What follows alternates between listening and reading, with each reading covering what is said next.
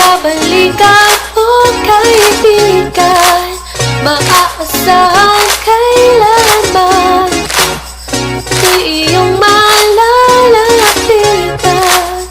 Pag-usapan natin yan. Warm heart, warm heart, warm heart, warm heart.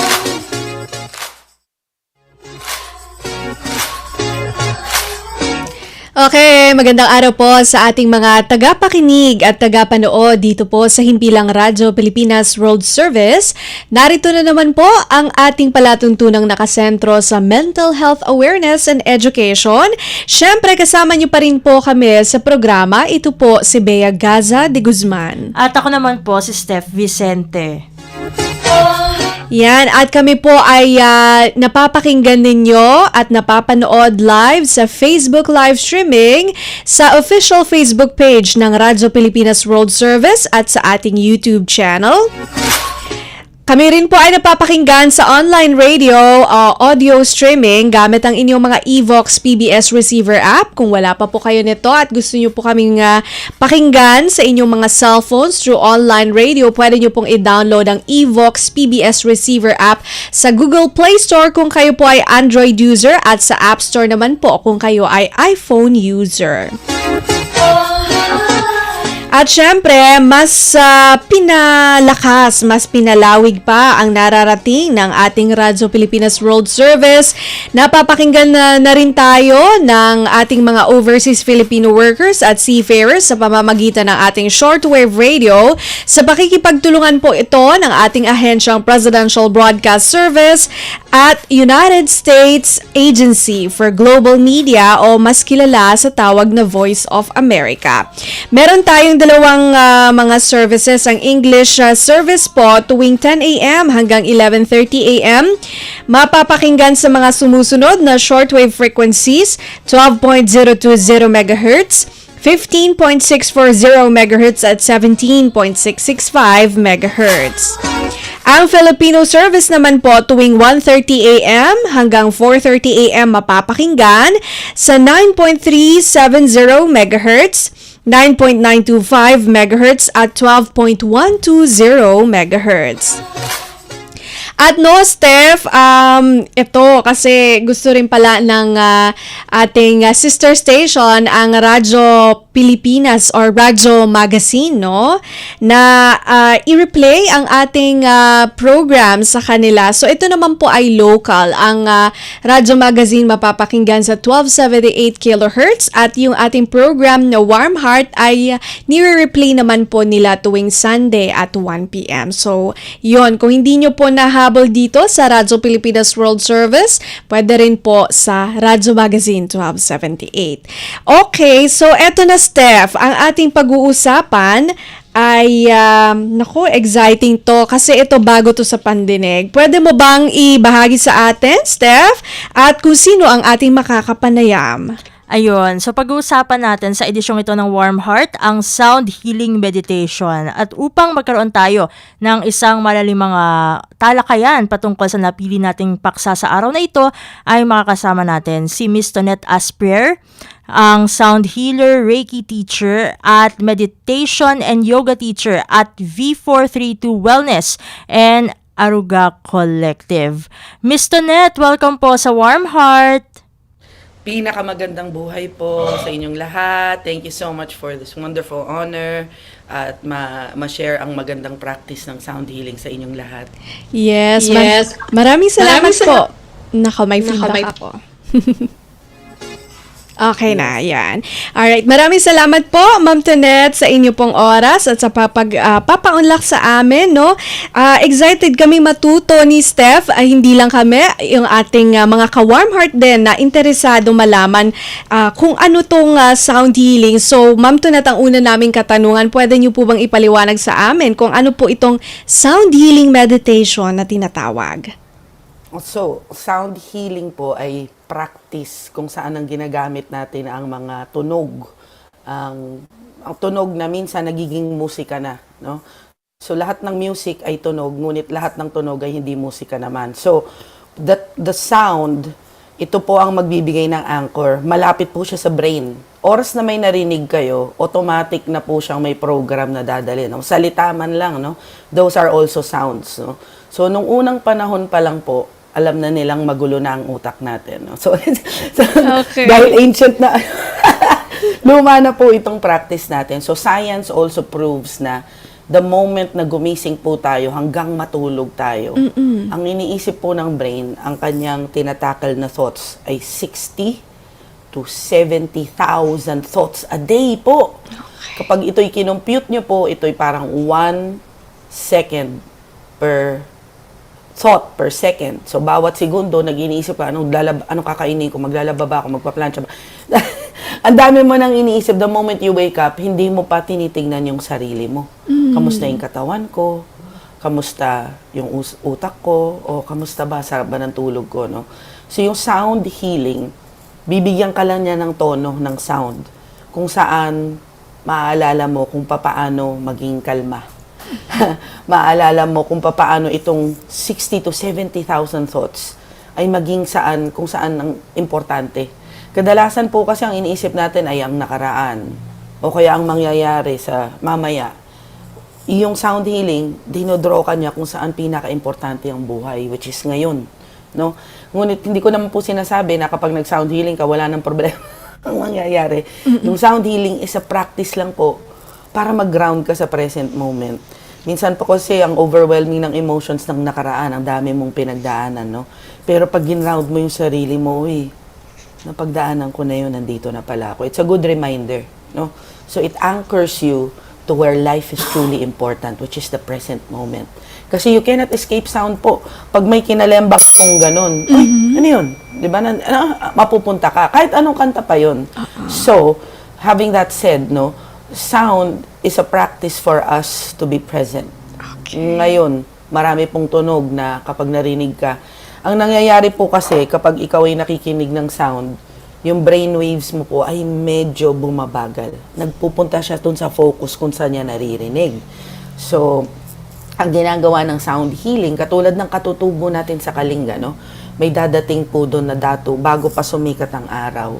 Maglalabas na siya ng dabakan. Itutono na niya. Maglalabas siya ng beat na sinasabi niya, sisikatan ka ng araw. Kahit anong nangyari kahapon, the sun will rise for you.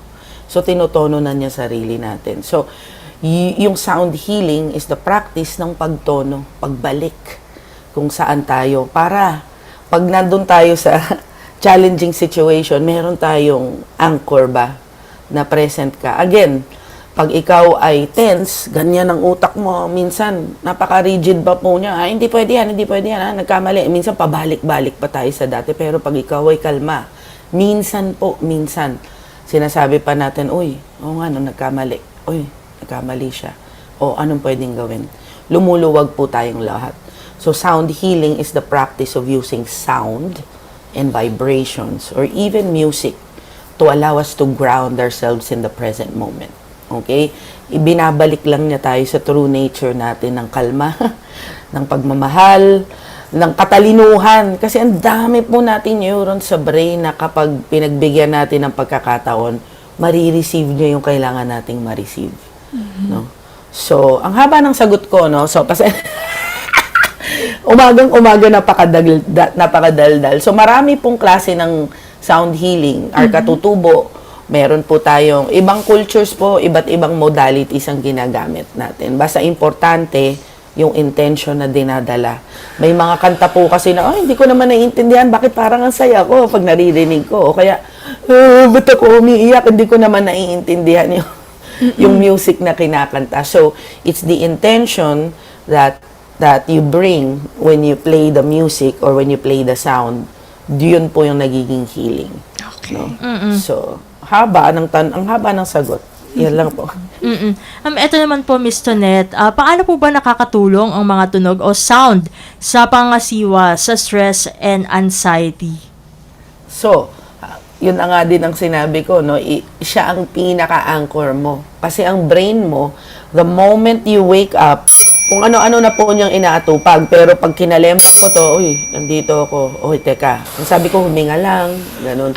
It's a chance for us to really slow down and decompress. It's like owning your presence, owning that moment for you.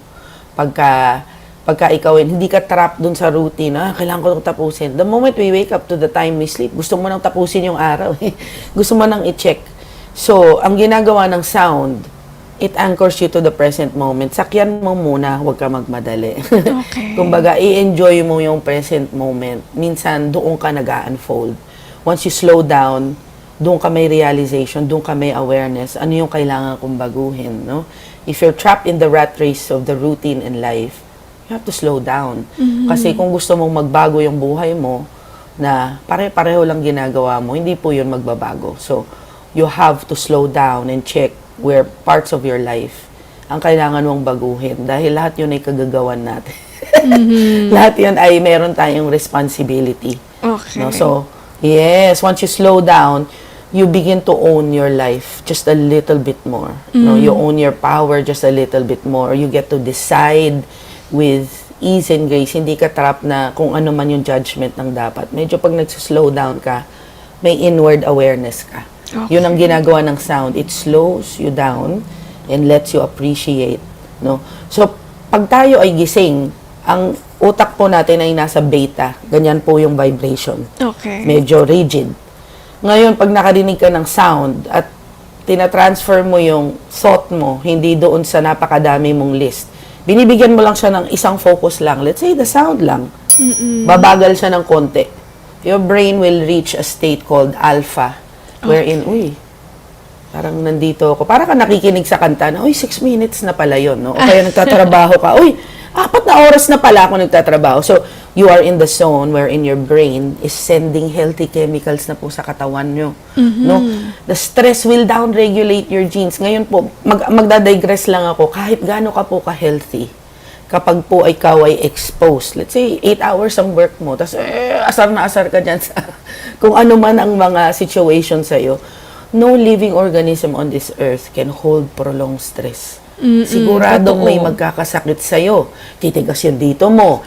Yung ngipin mo, medyo masakit na. Kung ikaw ay clencher, kung yung kamay mo, naku, mapapagod yung kamay mo kung ikaw ay fist, kung ikaw ay shoulders, no? The breath. Ayan na yung lungs mo, yung heart mo. Yung liver mo, yung kanyang sinesend na chemicals, puro stress na po. Kawawa din po yung liver pag parati kang galit. No? Oo nga. So, yes po, lahat po yan ay papasok kung ano man, basta exposed ka sa stress. Kahit nga po hindi living organism, kunyari, kahit yung bowl ko, paluin ko ng 8 oras, may mangyayari po doon. Paano po pa kaya yung iniisip mo na, 3 taon na pala to. 5 taon ko na palang hawak ito, di ba? Oo Marami nga. po kasi tayong mga kwento na, uy, ang tagal na pala. Ang kailangan lang po natin ay magising. Uy, nandito na ako. Nandito na ako.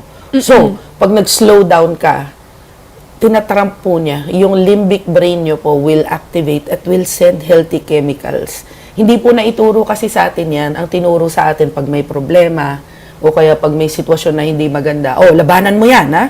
O kaya umalis ka dyan, no? Walang nagturo sa atin, kalma. Oo nga. Kalma. That's true. Wala pong nagturo. Wala pong nagturo na, kalma ka lang, saglit. Pag-isipan, kaya namnamin mo yan kasi makikilala mo sarili mo. Makikilala mo sinong tunay na kaibigan mo. Makikilala mo kung ano talagang gusto mo. No? Kasi, ayaw ko pala to. Pagka ganon, no? So, it will bring you to a greater level of awareness wherein baka ma-empower mo yung sarili mo. You begin to own your life again. Okay? Pag ikaw ay nag-slow down. Ganon. Minsan, ang katawan nga magkasakit ka na nga, ang kulit mo ganon. Pinagkakasakit pa tayo para Mapilitang magpahinga. Opo, at sabihin, tumikil ka na, mahalin mo ako. Sabi niya, may ginagawa kang hindi tama. Ganon ang ginagawa niya. So, our body is our ally. So, kinakailangan po nating mag-slow down ng deliberately. Huwag nating hayaan yung katawan na ang magsabi sa atin. Kailangan meron po talaga tayong allotment ng mag-slow down ako. Paggising, huwag niyo munang hawakan yung phone niyo kasi yung programming mapupunta doon. O kaya, kung nakakatulog kayo sa mga nakakatakot o kung ano man, crime na ano, kaya pagising mo, takot na takot ka, di mo alam, no? Kasi, nasisend ka biglang, Teach, bakit kaya po ako emotional? Oh, ano ba yung pinakikinggan mong mga music? Puro mga heartbreak pala kasi she's going through something. So, kung gusto mong ma-empower, pinoprogram mo yung sarili mo eh. So, kailangan mong makinig din, no? Para yun ang pinapasok mo sa katawan mo on a vibrational level, pinapasok mo tama na.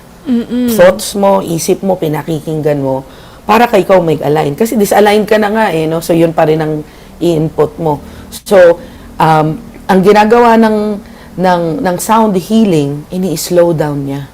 I'm not saying again na wala na pong mangyayari. Kaya lang po, ini-empower niya kayo sa gift ng awareness. Pag nag-slow down ka, nagpipay attention ka na sa mga bagay sa buhay mo na, uy, masarap pala to. Continue. Uy, hindi pala tong maganda. Okay. Pwede mo na siya. You empower yourself. You slow down. So, you activate the alpha state. Minsan, kapag ikaw ay sobrang deep state of relaxation, lalalim pa siya, magiging theta. Mas mabagal po siya, wherein, again, healthy chemicals are being sent from your limbic brain, trumping all of your stress hormones, just by relaxing and slowing down. Alam ko, yung brain po kasi, ang sound, siya yung anchor. So, sa mindfulness po, ang practice ng meditation is to draw your awareness to the present. Pag sa sound healing, medyo lang po may tool ka para dumali siya. Kasi ang brain medyo pagka ang dami nang iniisip, pag bukas hanggang next year na, naisip mo na.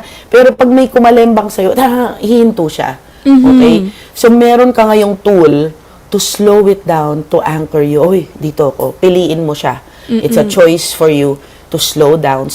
Ngayon, kung ikaw ay biglang talaga nag-focus at gamanon, dumelta ka, mas mabagal na brainwaves, which is also a very healing vibration of the brain. Kasi po, ang tulog at ang relaxation na malalim, let's say sleep na ganon, no, is taken for granted, no po.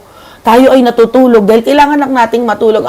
Pagod na ako. Pagising mo, pagod ka pa rin, no? Sa sound healing, ang gagawin ng sound healer, intentional po.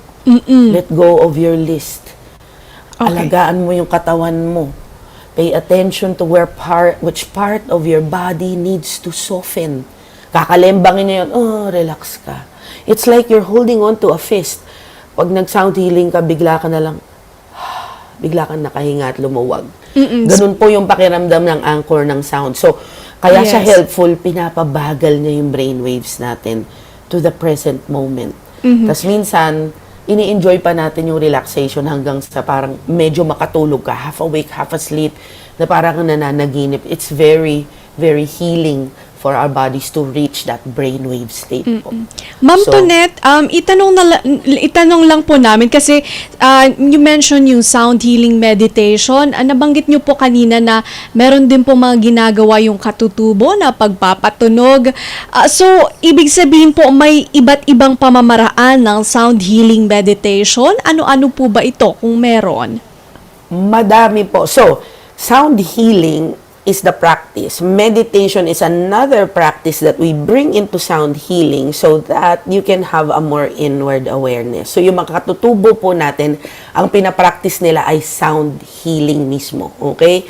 It's a practice, it's a ritual for them to bring, let's say, healing vibrations of the sun, healing vibrations of the moon, healing vibrations of the plant. They play this music so they harmonize with the vibrations of the elements of the earth so that they can bring the space into a healing space para pagpasok mo, you get entrained. So, the scientific term that you experience when you come into a sound healing practice is called entrainment. It's coined by Christian Huygens, which was the inventor of the pendulum clock.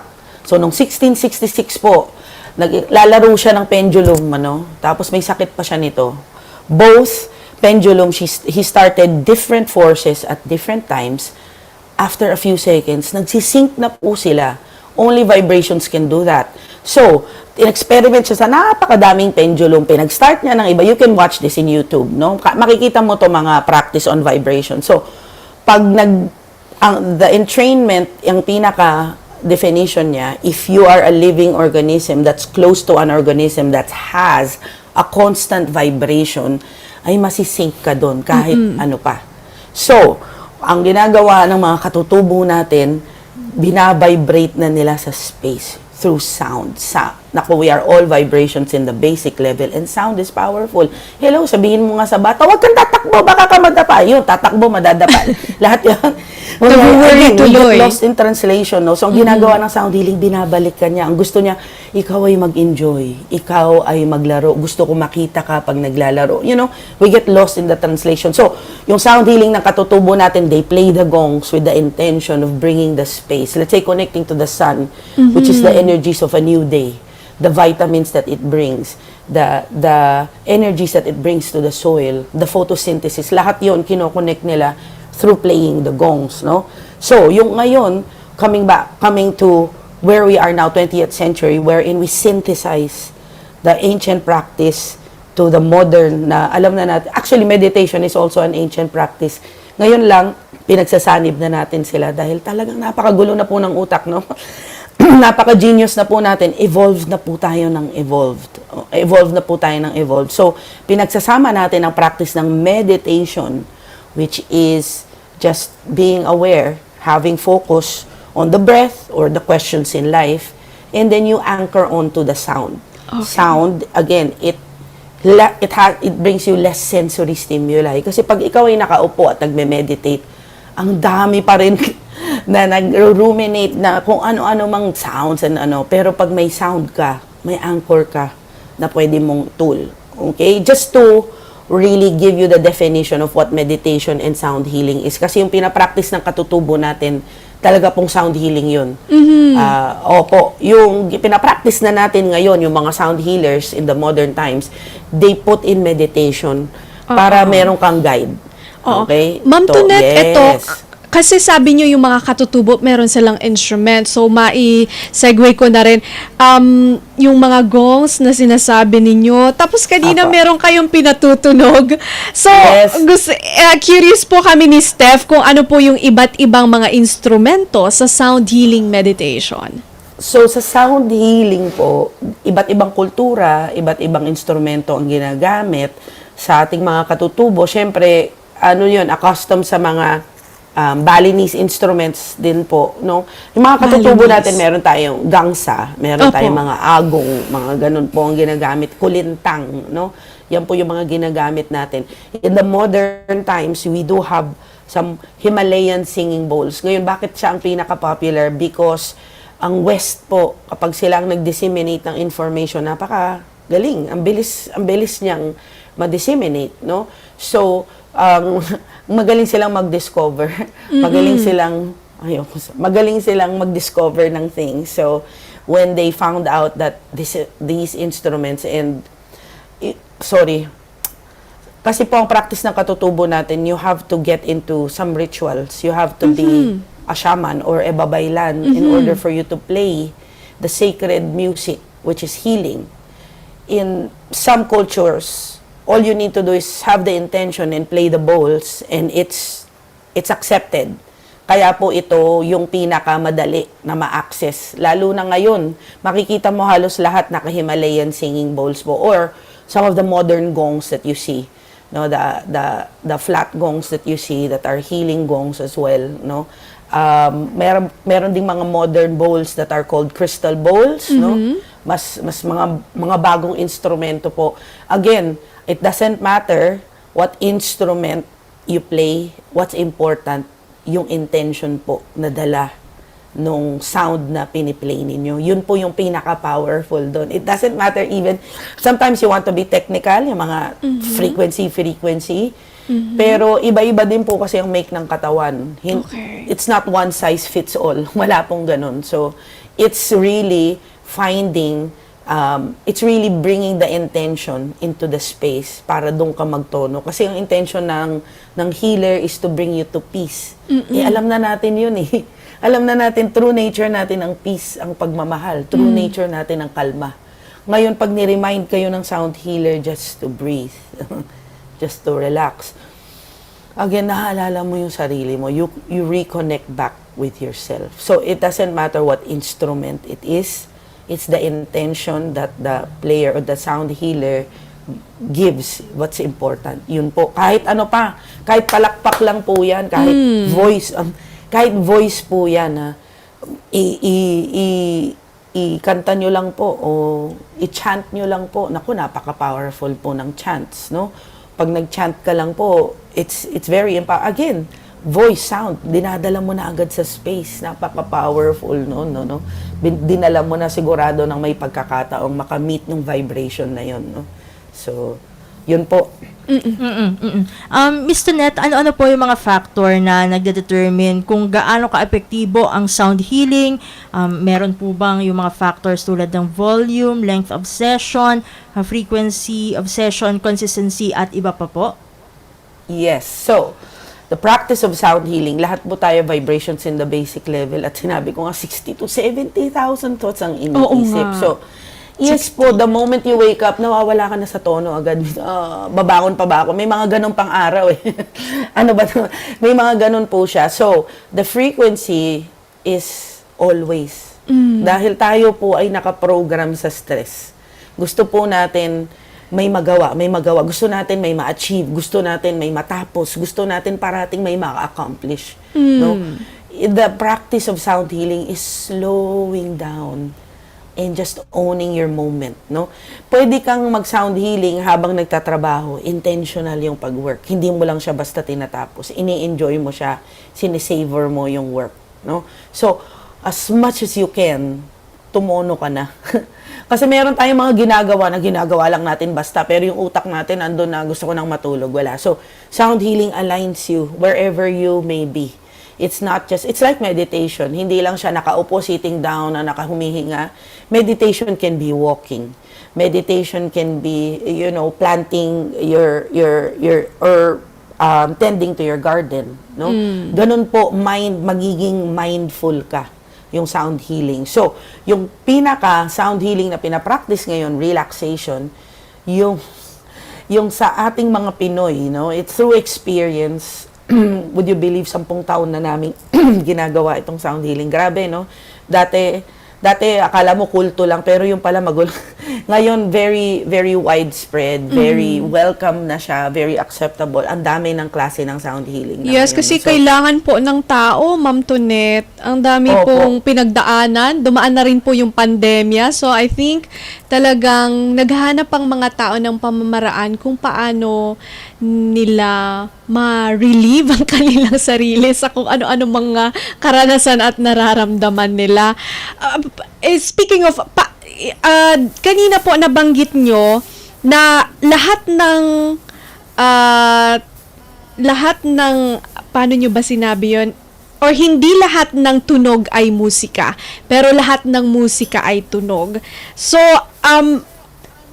can you share us po kung ano po yung mga tunog na healing? Pwede po ba ang sound healing na gamit ang headphones lang? Pwede po. Sabi Okay. ko nga po, intention, napakadami na pong, again, ang pagre-relax ay is a choice na po na dapat piliin natin para sa atin kasi lahat po ay available. It's as effective as having a sound healing in-person sound healing, no? Kadalasan ng sound healing sa studio namin, it's about 75 minutes. The entire sound healing will be about 50 to 60 minutes. Yun po okay. ang mga So, more than 1 hour. nakaka-reset ang mga Pinoy. Pero yung mga sobrang stress, would you believe ngayon po meron na kaming 2-hour sound healing. At sobra siyang in demand po dahil ganun po But yung brainwaves po natin, it will slow down scientifically when you focus for about 13 to 14 minutes. When you are Okay. starting. Kailangan mo lang constant choosing yourself. Kasi magulo po siya. Lalo na pag nagsimula ka ay teacher, di po ako masyadong, dahil magulo isip po. It is the best time for you to practice. Kasi pag magulong isip mo, para kang bicep curl na pinabalik mo, pumunta ako doon. Ang importante ay ibalik mo siya sa sound. Ibalik mo siya sa sound. It's the choosing. So, again, it's the practice of bringing yourself back. Ikaw pa rin. Practice, yung sound lang ay nandyan para piliin mo, para mas dumali sa'yo. Okay? Ikaw pa rin po ang pipili. Kung gusto mong dumaloy pa rin sa thoughts mo, o kaya, ay, mag-anchor ako sa present, mag-anchor ako. Okay, so, all music is sound, but not all sound is music, no? Sabi ko nga.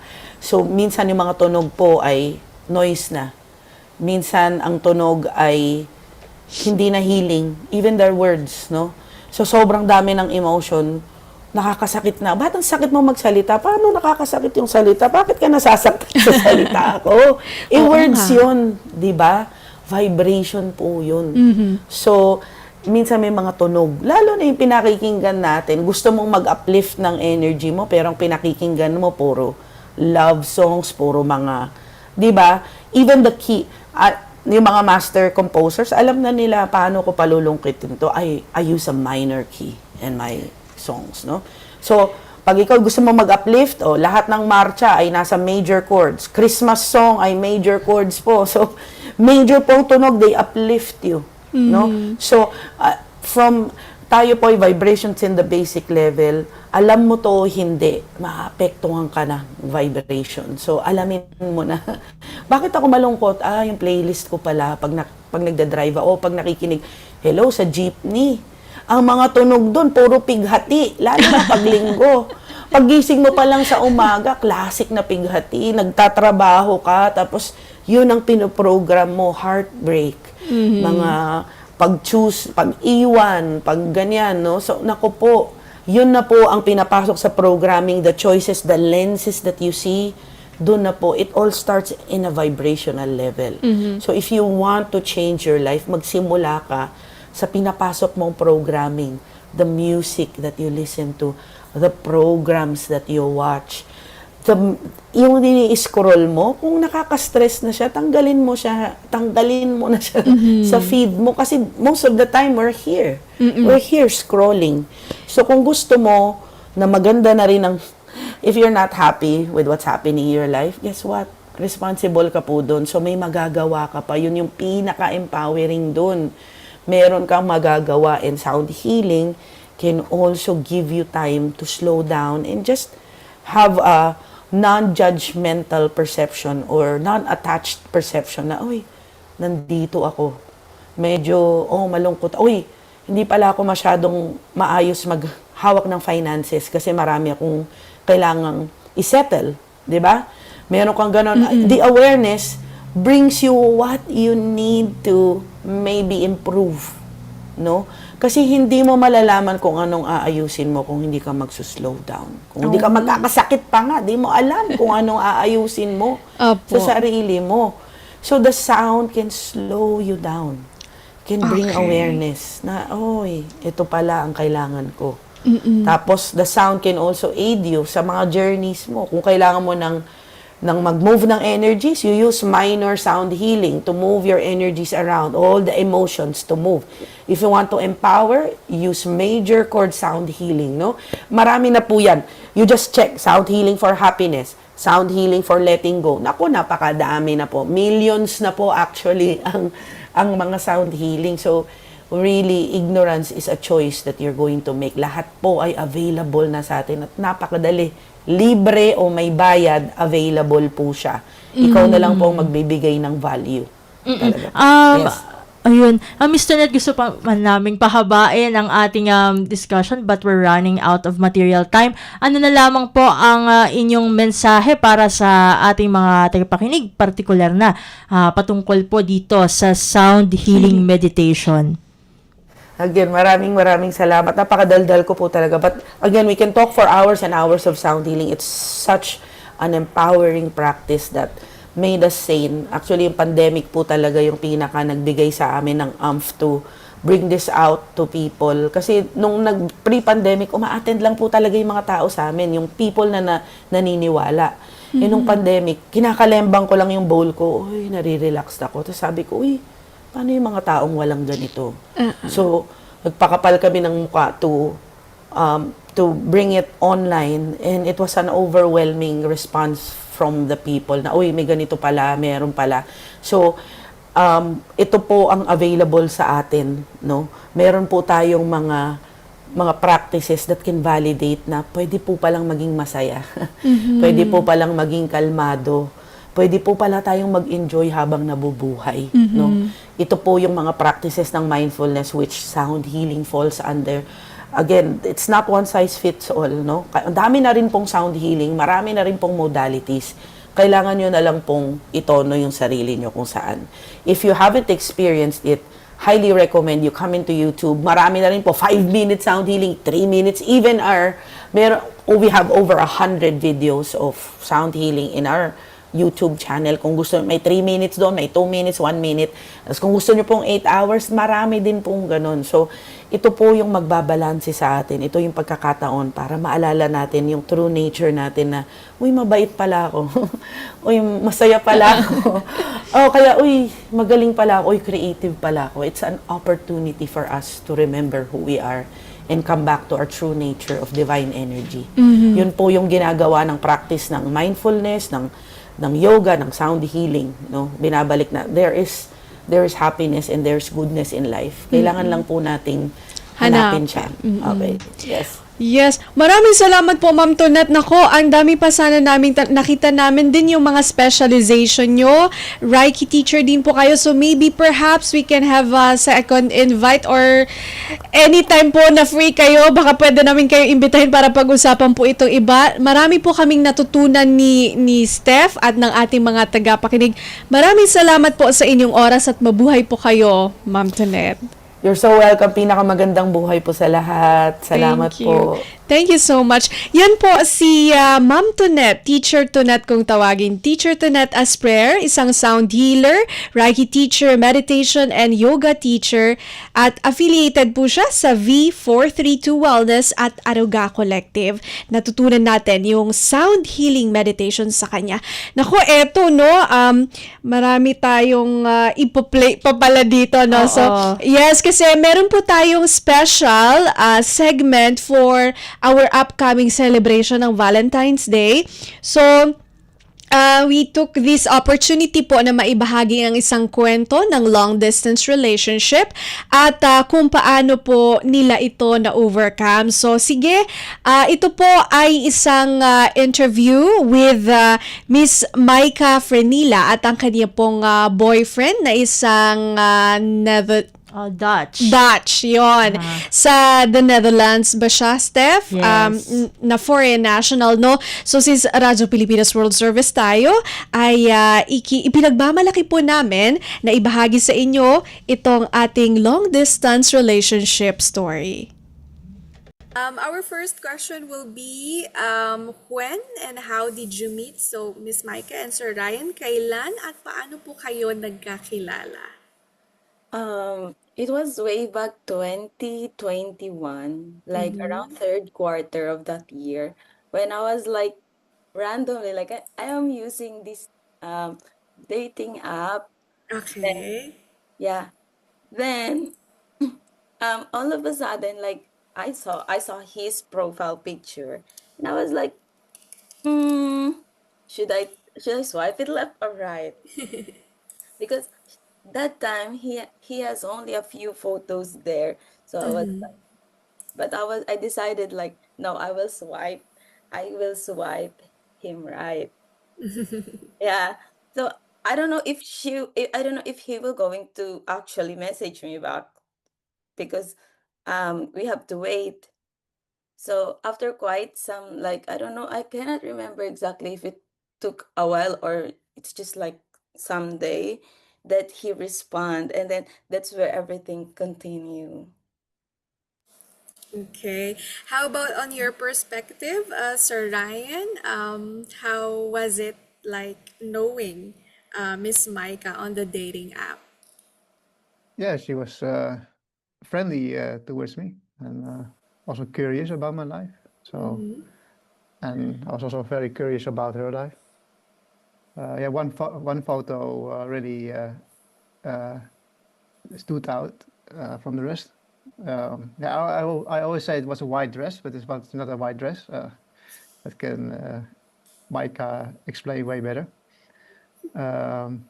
But yeah, it started from there, and it was actually yeah, for me it was then the night after that we were talking the first time, so it was actually within a day. Yeah, and then from there, You started after we talking. yeah, we shared our numbers, and from there we started talking. Okay, that's nice. And how long are you in the relationship with each other, Miss Micah, Sir Ryan? We've been like 2 years and like 2 months. Like yeah, like 2 years and 2 months because this January we haven't reached that date yet. Okay. But Yeah. yes, but you'll be having your anniversary soon, this January. Is that right? Our monthsary, like Your anniversary. going 2 years and 3 months. Okay, that's good. And Steph, would you like to ask a question for Miss Micah and Sir Ryan? Yes, I think I'm going to ask what are the challenges you have encountered while in this long distance relationship and how did you overcome these challenges? Anyone? Yeah. I think when it comes to long distance relationship, we haven't really like experienced that big concern yet, but I hope not. um since we have our own careers, we have our own careers, so and the time difference also help that during during the time he's sleeping, like somehow I can already start my work in the office and then vice versa. So during nights we just like meet like maybe like 1 or 2 hours to discuss things, just to keep your communication alive. So when there are like matters to be addressed, like if there are like problems or like something like things that concerns each other, we will just take that like maybe 1 or 2 hours in the night to talk about it. So sometimes with that short period of hours, since we are in a long distance relationship, we were able to tackle those things. So that way we were still able to, like even we are not really together physically to discuss things, but we still make it to the point that we were able to discuss things that concerns our relationship, that how we felt in day but in how we felt during the day-to-day things in our life, like checking each other, how's your day going, how's your sleep, something like that. Okay, so based from your sharing, I understand that communication is Yeah. is a challenge, but it's also like the key to Yeah. keeping your relationship. Um, Feels like you're still there for each other, even if it's a long distance relationship. How about you, Sir Ryan? What's the most challenging part of being in a long distance relationship? Yeah, everything goes via video, so that is you don't have really physical touch that you can hold hands or something. Yes. So that's one missing part. But yeah, once you are occupied in life with work and such, uh, the time flies fast, and yeah, we can just count on the days that we will see each other in real life. And as Micah also already earlier mentioned, the hours difference, it may be in disadvantage, but also an advantage because yeah, it kills the hours. And once we speak each other, we have enough time. Sometimes it is for her early in the morning when she goes to work, and in rare cases after my work if she's still awake. And during Okay. weekends it is more flexible. Yes, at least there are weekends or your rest days to make up for Yeah, the. exactly. Okay, Steph. I guess I'm going to ask this now. For our Filipino listeners, ang itatanong ko kina Maika at kay Ryan ay ano ba ang sikreto para sa matagumpay na long distance relationship? What is your secret to a successful long distance relationship? For me, like for this long distance relationship, I personally felt like um even despite of the distance, because I am also not that type of person. I mean, I cannot speak for everyone how, because this is my personal thing, like it is my own experience. But since I am not like someone who's very needy for for the proximity of someone you love, so I am like I can easily accept the fact that we are like far. But yeah, sometimes it creeps that sometimes you need someone to just hug when you were super duper tired, when you were exhausted. But since Ryan is my actually first boyfriend, so I don't have this feeling that I need them to be with me most of the time. So I was like, at first I have to accept the fact, because that is the reality. I met him far already. He's already far and I'm already far. So that is the fact. Like, let's face it, this is the thing that we are doing. Like, we are going to do long distance relationship. So first, we have to accept and acknowledge, since we also like accept this relationship. So it comes with that thing to be in a long distance. You cannot really like hug or easily communicate with your loved one. But then I think another important thing about long distance relationship is you pray a lot about your relationship, since you cannot know if tomorrow is another blessings for us, if we were still like going to make it through days, of course. So, and also like when I do pray, like when I felt like, what do you call this one, like I felt this feeling of fear, or sometimes some like anxiety. So sometimes it comforts me that um no, like God will work it out. If it is for me, it's for me. Like when it is also God's plan, when it is already in his heart, what I have in my heart, then he will protect this relationship. So for me, that is very important.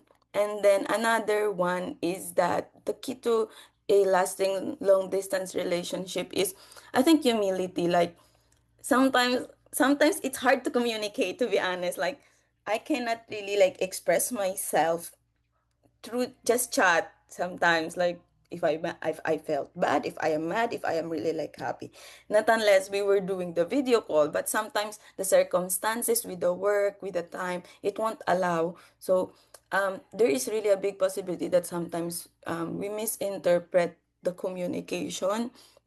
And like if you are really together, like you can easily like um express yourself beside your loved ones, or just hug when you are frustrated. But for this one, it really takes like humility to set aside your pride sometimes, even if in your brain, no, I am right. I think I am right. I think I have a point. But that's what I've learned before. Before I wasn't like that. Like just because throughout the time we learned from each other, because he communicated well to me, like like giving feedback, not a criticism, but like a constructive feedback, so we will be aware about each other's like um weakness, or our those things that it's not like sometimes good to each other. So because of that, like I learned how to communicate more gentle, not like to communicate with understanding, and um to be empathetic with his situation, and not only my situation. Okay. So it was like that. Okay.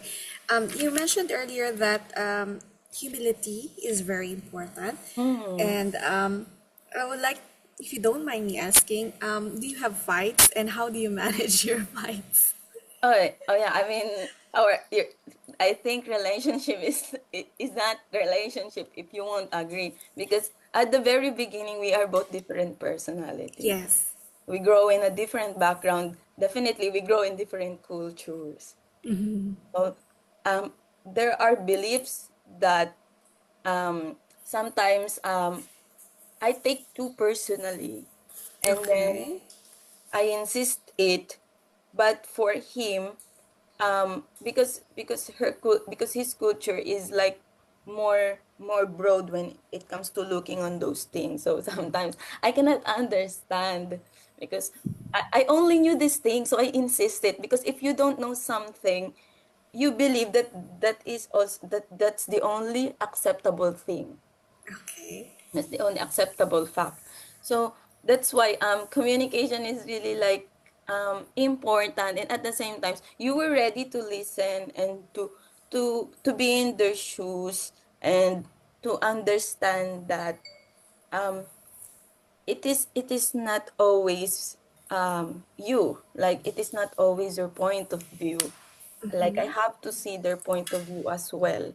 And then from there we will going to meet in between to construct, like, the reasonable explanation on the matter, something like that. Because sometimes um I think I am the right one. Yeah, but Well, when well, I yeah. women usually think that way, that they are always the right one in We are the right relationships. one. Yeah. But when I started to listen to his perspective in a wider Okay. view, then I realized, yeah, he is right. Actually, he has the point. Because sometimes when you were very carried on with the things, you tend to like block the other options to think about, the other considerations. You just insist that this one, because this is what I felt. Yes. Well, as a woman, sometimes we were really like, we really like baby our emotions. I was like, no, I am the right one. But then when I hear him out with understanding, then I realize, yeah, this is the reality. Okay. Like I have to consider this thing because before moving on to this kind of decision. So yeah, he is Yes. my conscience. Okay. How about The Sir Ryan? You have anything to add on that? Yeah, I mean the fights are quite rare. It doesn't happen that often. Okay. Actually, almost never. But there's one golden rule: if there is a fight, that should be talked out before sleeping. Otherwise, it has no advantage for us both to sleep with bad feelings. So that is one of the golden rules we have. If there's something. All right. Talk it out before sleeping. That's a good rule in relationship. Yes. Um, and Micah mentioned earlier that one of the most important thing that she holds dear when it comes to handling your relationship, the long distance relationship, is you mentioned it's like, I'm not sure if I interpret this right, Micah. Please correct me if I'm wrong. It's a God-centered relationship. Talking with each other, spending time, even if it's just through Zoom or Messenger, is like a blessing, and you value it. Do you share the same treatment of the relationship with what Micah shared, Sir Ryan? Yeah, definitely. I mean, yeah, the video contact, that it keeps it alive. That is. I Okay. mean, we are already talking more than 4 years, more intensively in the run of our contact. But yeah, it is since then always pleasant that I met Belle. And I always look forward to to meet her in real life. Okay.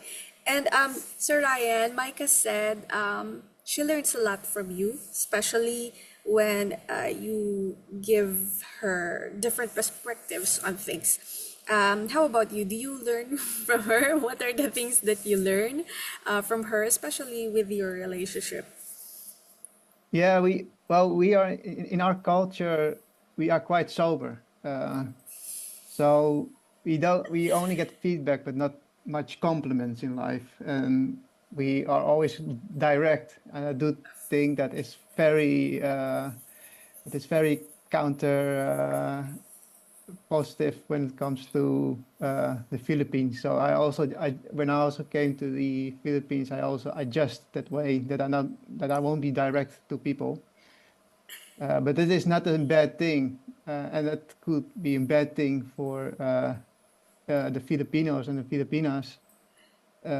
It could be seen as rude, but it is something I also need to adjust. But in the long run, she knows that I'm direct, and there's nothing. It is nothing personally. It is just so integrated in our culture. So in that way, I also learned the Filipino to adjust my direct behavior to the Filipino culture. But we as Dutch people are also respectful. So that is also a thing that is very well integrated. Okay. Steph, may Hold on. tanong ka? Okay, Okay. meron akong itatanong. So, let me just get back to ayan. So, I would like to ask both of them, what are their future plans in their relationship? Should I answer it first or Ryan? I think Sir Ryan has to go first now because go Well, ahead. this well, this well, the plan is that she will come to the Netherlands and that we build up a life here. Uh, I'm also very flexible when it comes to life, so she can take her time whenever she wants. I will never push her. I will help her at the moment that she really wants to come to the Netherlands. Then I'm always there to be the number one supporter. Yeah, and then what happens in life? Well, we never know. Maybe a child in the future. Maybe without children, it's also possible. But we never know what happens. But I think one of the forecasts is a child, one child. Okay. How about Micah? Um, as of this moment, since I am still finishing my thesis, so that is like the priority that we were talking first, that I should finish my thesis, since it is just like thesis alone. So then after that, we will like process um the the temporary residency, that I should take this test in the embassy of Netherlands, so I can actually move to Netherlands for like maybe so far 5 years for temporary residency. Then from there, we are planning that I'll be able to study like continuously and learn to integrate with the culture, with the language. Of course, those are important things because that is a new country that is kind of different from my country. When I am child, I already learn easily my mother tongue, of course, because it's Filipino. I grow with the Filipino people, like Filipino family who speaks Filipino. And like at this moment, when once I move in the Netherlands, I have to learn their language, their local language there, which is Dutch. So that is also like a tough thing, because when you were young, you easily learn things, but when you were already at this age, sometimes it is not that easy to remember things. Yeah. But yeah, I think that is very important for me because I think communication is really important. That's how you can express yourself. That's how you can actually let people know who, what, when, where, something like that. So that's one of our plan for me to also, after able to secure a temporary visa, is to learn continuously the integration with their country, and then later on, like study, like like further study, to also like earn some degree in Netherlands, so I can be able also to progress or to continue the progress of my career. Because in the Netherlands, versus here in the Philippines, cannot guarantee how employable I am, because they have their own economic needs when it comes to the career in the Netherlands in comparison to the Philippines. So that is also one thing that we were planning to do, to um to go to school for another degree. And yeah, later on, of course, having a child, like getting a child, it is not something that because you wanted it will given to you. uh, it is something you can pray, but it is for God to give if it is meant for you. Yeah. So if it is meant for us to be a parent one day, then we are gladly embrace it. But if not, what can we do? Yeah. Well, adoption, we don't know. Like my mind change over time. Sometimes I wanted to adopt, sometimes I don't. So yeah. And yeah, so when it comes to getting together like legally, then it is something we have to like talk about the marriage, of course. So um a marriage is something that is sacred to Filipino, but it is also something that could affect your finances in the long run.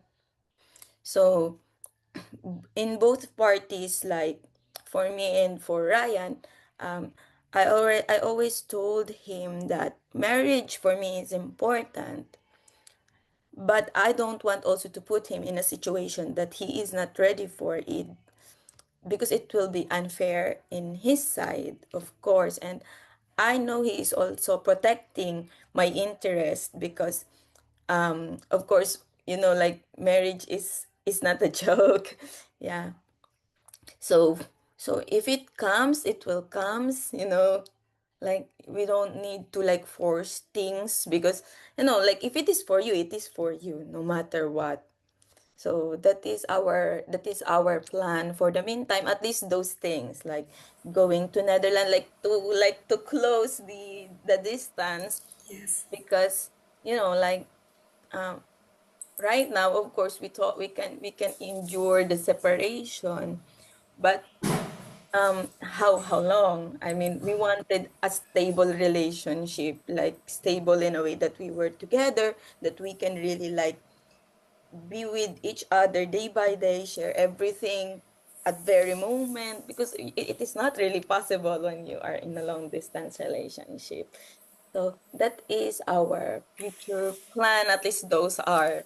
The next question would be how do you celebrate Valentine's Day in the past, or how will you celebrate the Valentine's Day, this coming Valentine's Day, February 14th? Mm, actually, I mean, for me, for the longest time, of course, Filipinos celebrate Valentine's way back, even when I was in elementary. The first person you gave Valentine's gift is your parents, and then your teachers in school. But now that I am in a relationship, like I don't really like demand it, because I don't know. Yeah, it is not something I demand, because maybe if you don't experience it with someone else aside from maybe like your family, of course, your teachers, you won't crave for it, because you don't know, like, okay. Then but sometimes I remember this one moment. I was like, like playing cute with him to buy me flowers. Yeah. And actually, he did. He bought me flowers, but of course, not like buying flowers. Him in the door open and give it to me. But it is like a surprise, like really surprise. I don't know, but he contacted my eldest sister. Okay. Yeah, to buy me a flowers. Although it is not Valentine's, but it is something that I really like cherish. Like I was like, oh, I receive a flower. Yeah. And um I was like in doubt if my sister is actually joking because during that time my sister is also like talking about her promotion. So maybe, so I was like thinking that, oh, I think you're joking. You're playing with me. You're just joking. That flower is actually a flower given to you by your company because you get promoted finally. I was like that. And I cannot like really like believe. And then she called Ryan, then Ryan like tell me that, yeah, I gave that flower for you. I was like, so yeah, but it's no longer Valentine's, I remember, but still it is something that I actually like cherish. Yeah, but with the Valentine things, like it's not something that we celebrate like religiously. Like okay, Happy Hearts Day. Yeah, And something. that's it. And that's it. Okay. So yeah, because some couple don't believe in Valentine's Days. Even some people would see it as like consumerism. you Oh know, yeah. Yeah, people and the market selling flowers and gifts. So some people would see it like that. How about you, Sir Ryan? Do you see it? How do you see Valentine's, or do you celebrate Valentine's? Is it No, a this big not. thing? No, not at all here in Netherlands. No. I think the first time that I saw people doing it, Valentine's Day, when I was in university. That some people were doing it, but that's more international, so that's something you'll pick up. But there's no, never really did Valentine's Day.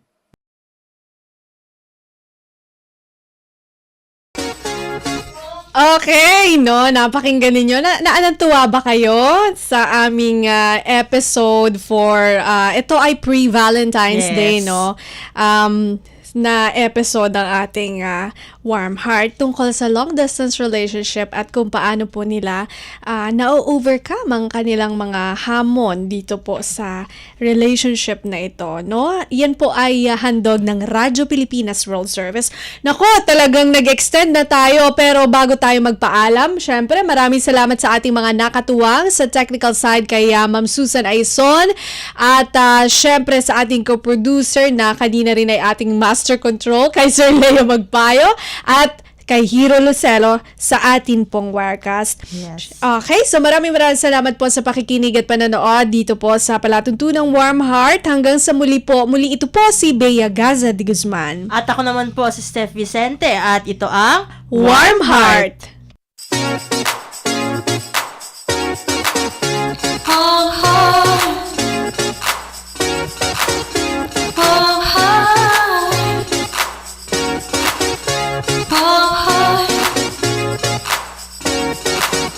warm heart. Kabalikan o kaibigan, maaasahan kailanman. Di iyong malalapitan, pag-usapan natin yan.